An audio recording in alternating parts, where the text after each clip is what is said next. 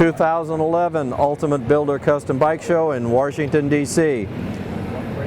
We're speaking to Krystos Efantis at MSP Motorsports Performance. And Chris has entered 2 bikes in the Performance Custom class. We're looking at his first bike. Chris, tell us a little about your background, please.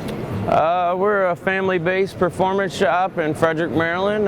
We actually were a drag race professional for about 8 years in the Sport Compact Series. Me and my brother are 4-time world champions, and we started a shop about 10 years ago and just started growing and getting into a little bit of everything that we could do custom. And our goal is to try to do everything different and make modifications that turn people's eyes and make a bike that's clean and the appearance is good to everybody's eyes. What were you trying to accomplish with this build? On this bike, we actually we're trying to accomplish just a really clean, unique look. Releasing new PPG waterborne paint that is environmental-based paint. They just started releasing a custom line, and we just want to try to do something clean that's still rideable and has a really unique look and a lot different than someone else's regular just 2008 R1. What was your inspiration on this? Inspiration on this one was actually our first bike we built last year. We had a lot of good success with it, and a lot of people, were loving the bikes because they were so clean. And inspiration was this one to just have that same look and try to get a bike out there that was completely different and turn people's heads. Tell us about the fabrication on this. On this bike, we got a lot of the main fabrication is a lot of the mold work and the body work with molding the windscreen on the front end, getting rid of the mirror bolts, the windscreen bolts, molding some speakers from Street Bike Sounds and under the windscreen, and also an iPod underneath into the air runner. Most of the modifications on this one is just a lot of metal fabrication, a lot of body work fabrication, and paint.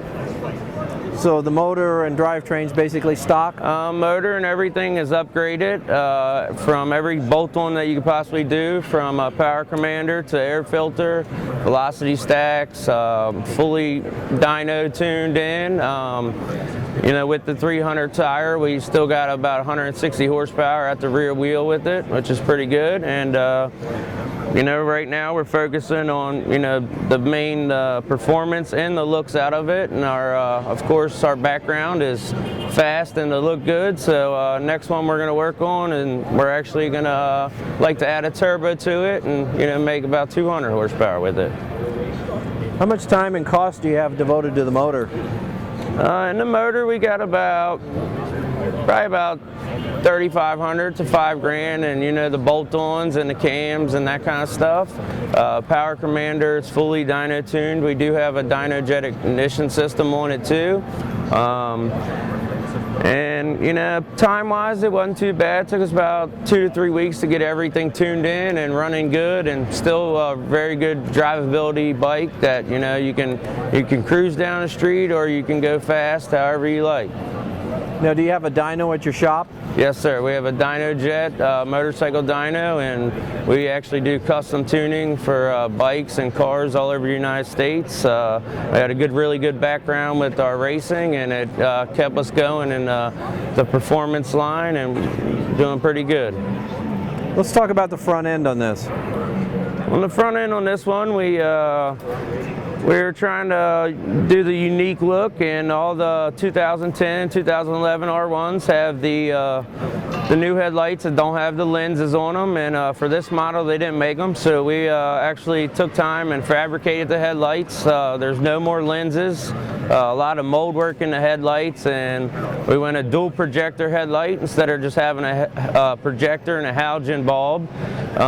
Fully molded front end, fully molded speakers underneath the windscreen, no windscreen bolts no more, no mirror bolts, so the front end was definitely the trick. It was a lot of time and mold work and making it look good. Let's talk about the back end now. And on the back end, with the Yamahas, we went with, they don't offer a rear seat cowl without the seat pad on it, so we went ahead and molded the seat pad, did a lot of modifications to the subframe to where with the AirFX Air Ride, we could get it to sit with a low stance on it.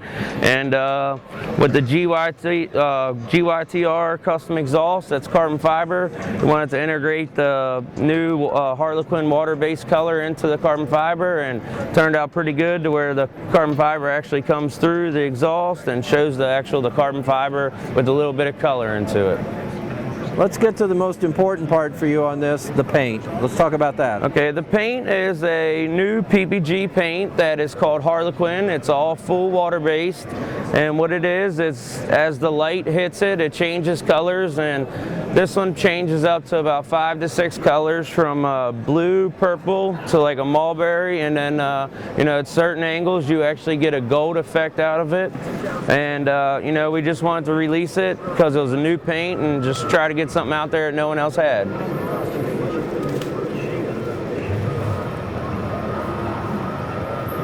Who would you like to thank on building this bike? On this one, I'd like to thank all my sponsors that helped us out. First and most important, our body shop, Creative Colors, Skin Industries, Apparel, AirFX Air Ride, Graves Exhaust,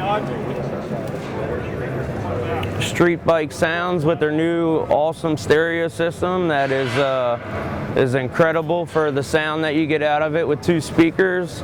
And of course all the people that helped me out and, you know, get where I'm at today. So definitely appreciate everybody's help, and if it wasn't for them, you know, we wouldn't be here today. If someone wanted to get a hold of you, do you have a website for them to? Yes, our website is mspracing.net, and you can check us out. We have a lot of good photos, videos, everything on there. And if you can't get a hold of us on there, we're actually on Facebook too at MSP Motorsports Performance, and you should be really impressed with what we got on there. Thank you, Chris. Thank you.